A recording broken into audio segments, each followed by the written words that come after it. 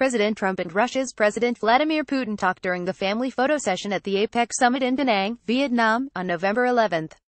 Jorge SilvaAssociated Press 6 months into a special counsel's investigation of Russian interference in the 2016 presidential election, White House aides and others in President Trump's close orbit are increasingly divided in their assessments of the expanding probe and how worried administration officials and campaign aides should be about their potential legal peril. According to numerous people familiar with the debate, some in the West Wing avoid the mere mention of Russia or the investigation whenever possible.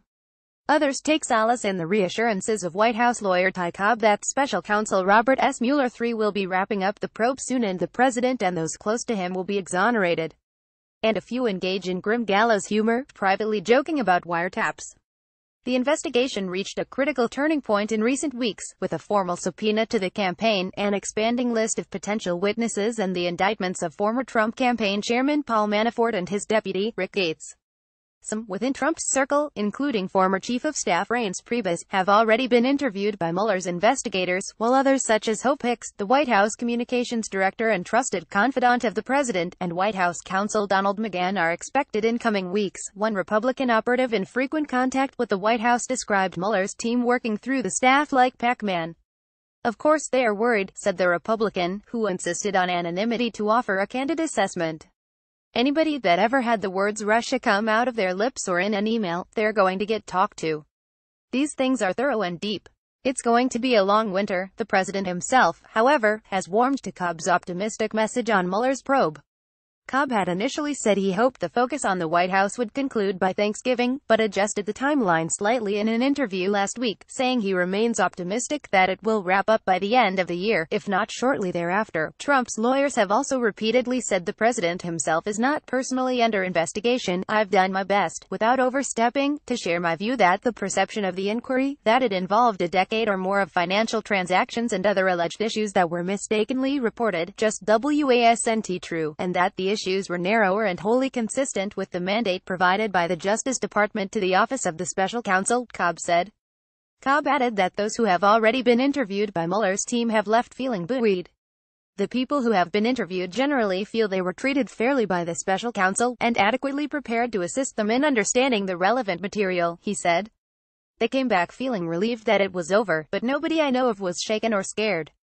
But the reassurances from Cobb and others, which seem at least partially aimed at keeping the president calm and focused on governing, or viewed by others as naive. The president says, "This is all just an annoyance. I did nothing," said one person close to the administration. He is somewhat arrogant about it. "But this investigation is a classic Gambino-style roll-up. You have to anticipate this roll-up will reach everyone in this administration." The soothing outlook also comes against the backdrop of new revelations. In mid-October, for example, Mueller's office subpoenaed a series of documents from the Trump campaign with a list of Russia-related search words, according to a person familiar with the request. The person said the request appeared to be an effort to be thorough and not miss any records as the office obtains the communications of campaign members through other methods. Mueller's investigators are also still actively mapping out all the attempts by Russian nationals and people with ties to Russian President Vladimir Putin's government to connect with and possibly infiltrate the Trump campaign. So far, at least 9 people in Trump's orbit had contact with Russians during the campaign or the transition to the White House, according to Mueller's charging documents and interviews and records obtained by The Washington Post. Witnesses questioned by Mueller's team warned that investigators are asking about other foreign contacts in meetings that have not yet become public, and to expect a series of new revelations. Investigators are especially focused on foreign officials' contacts with Michael Flynn, a campaign advisor and later Trump's national security advisor, witnesses said. Cobb said he does not expect the latest revelations to unduly extend the inquiry. Many in the White House also insist they believe the probe is coming to a close, a view shared by the president himself. Arguing that most investigations start with periphery players and move ever closer to the inner circle, they view Mueller's recent focus on those closest to Trump as a sign that his probe has reached its final stage. People close to the investigation, however, say a tidy and quick conclusion is unlikely, and would defy the pattern of most special counsel investigations in recent history. In fact, legal experts and private defense lawyers monitoring the case believe that Mueller's investigation, which officially began in May and resulted in its first charges against 3 former campaign aides last month, is still in its early stages. They expect that the prosecutors have considerable investigative work still to do, and they predict more campaign officials, among others, will face charges. They expect the probe to extend deep into 2018 and possibly longer. The trial of Manafort and Gates, for instance, is many months away. And Mueller's investigators are still gathering documents and other evidence to evaluate. Prosecutors have also secured a guilty plea and cooperation from former campaign advisor George Papadopoulos, who has been talking to investigators about his conversations with other members of the Trump campaign, according to people familiar with the probe.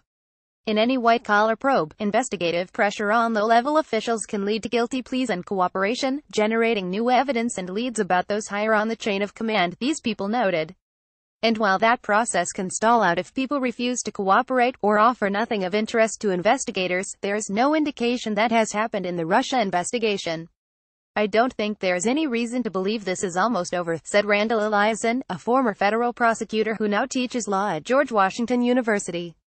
This not just on what we've seen but also what we know about white-collar investigations generally. This seems to me like it is just getting started. 3 separate congressional committee investigations into Russian interference in the election sometimes overlap and track over Mueller's probe, and pose high-risk complications for Trump aides, politically and legally. The Senate Judiciary Committee last week alleged that it appeared Kushner had withheld some documents about a Russian gun rights activist's effort to connect a Putin ally and the Trump campaign. Kushner's lawyers said the committee never asked their client for records of proposed meetings that never happened, but the episode gave the impression Kushner had something to hide. Far more serious is the need for Trump aides to answer honestly and consistently any testimony to a congressional committee that later shifts before an FBI agent or grand jury could be used to charge a witness with making false statements. Some people close to the president, including former chief strategist Stephen K. Bannon, have urged Trump in recent weeks to consider hiring a veteran criminal defense lawyer to protect him from missteps in the probe. Bannon has complained to friends that he considers Cobb, who is managing the White House's response to the Russia probe, and John Doe, one of the president's personal lawyers on the investigation, to be out of their league in handling questions and document requests from Mueller's star-studded team of prosecutors. This summer, Trump had interviewed a handful of lawyers, and ultimately decided to hire Mark Kasowitz, a Bannon ally and a longtime lawyer for the Trump Organization, to represent him in the case. But Kasowitz flamed out amid questions about his volatile temperament, and after a series of heated strategy disagreements with other lawyers representing the Trump family. The president now relies on Cobb, Dowd and Jay Sekulow, another personal lawyer helping with the probe. Inside the West Wing, many aides describe an atmosphere of relative calm against the backdrop of the investigation, with staffers mindful but not necessarily worried about the probe. Those who are not directly involved said they deliberately avoid the topic of Russia and the investigation, simply refusing to talk about it and only thinking about it on days when it dominates the news. One White House official said the ongoing investigation has now just become a frustrating part of daily reality for aides, and they attempt to SOLR on knowing they personally did nothing wrong. But some suspect that Mueller's probe may weigh more heavily on some of their colleagues, especially those who have been compelled to testify before Congress or Mueller's investigators.